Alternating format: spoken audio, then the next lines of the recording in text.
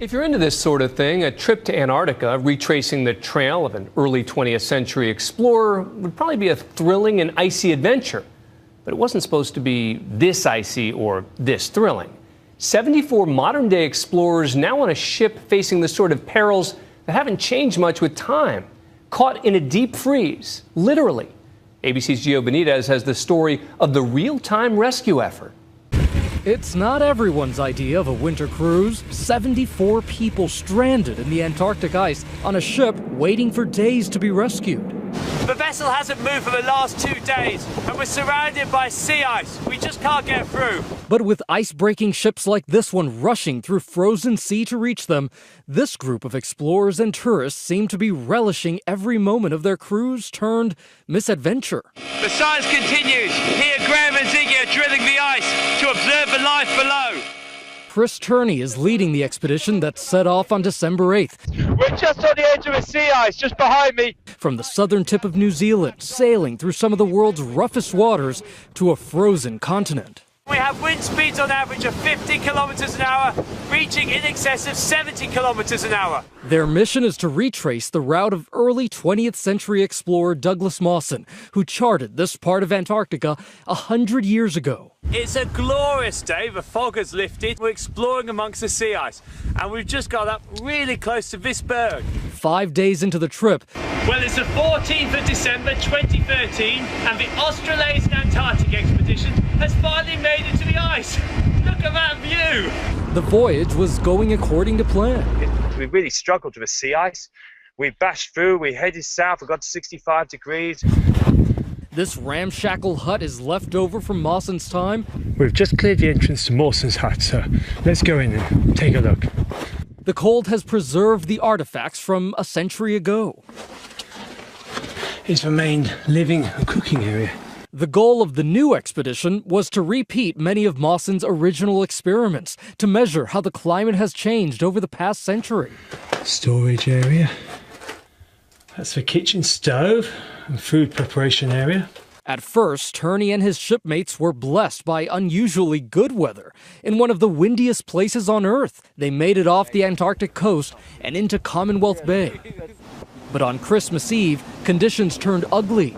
Yeah, we got hit by a terrible blizzard and lost our communications, didn't we, Nicole? We sure did. The ship had found itself trapped in the ice. But at least it's not snowing. No. Turney joining us on Skype from that weather nightmare. You are battling really unpredictable weather conditions. Oh, very much so. It's a misconception over here that things move at a glacial pace, and we're looking at the weather reports and everything looked like it was all right, and then suddenly this low pressure system just swung in, and suddenly we found that instead of light breezes, we suddenly got strong easterly winds, and the captain made the decision on Christmas Eve, realised we needed to send out an alert to help get us out again.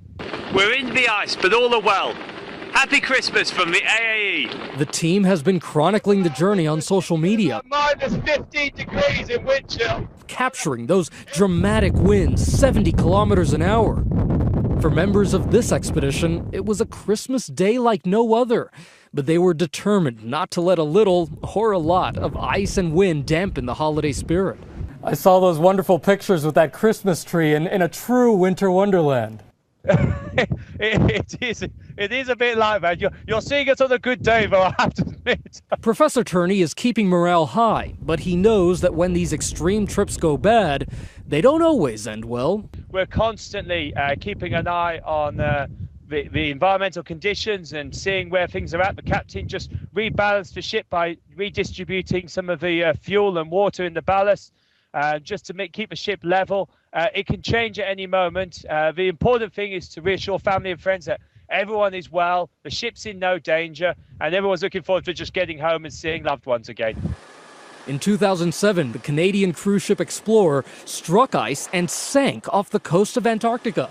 154 passengers and crew were left stranded in lifeboats until they could be rescued by a passing cruise ship. The passengers aboard the Australian Antarctic expedition had no illusions about this being a tropical cruise. The captain just spoke to the French vessel, the Astrolabe, and that sounds like it might be here later this afternoon or early evening, but of course we're in 24-hour daylight, and there's a Chinese icebreaker following up very shortly behind after that called Snow Dragon. And we also have an Australian vessel, the Aurora Australis, which is following up shortly behind that. So it's an amazing international effort who are very kindly helping to get us out.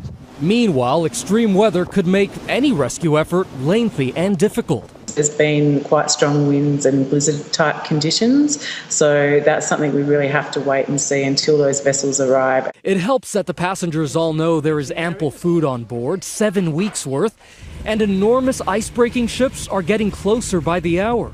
Just a short while ago, we heard on the bridge from the Chinese icebreaker vessel Snowdragon, but they're close. But the bad news is the sea ice edge is about 20 kilometers out from where we are now. A long way from when we first got locked in the sea ice. And they know they will have one great adventure story waiting to be told when they make it back home. For Nightline, I'm Gio Benitez in New York.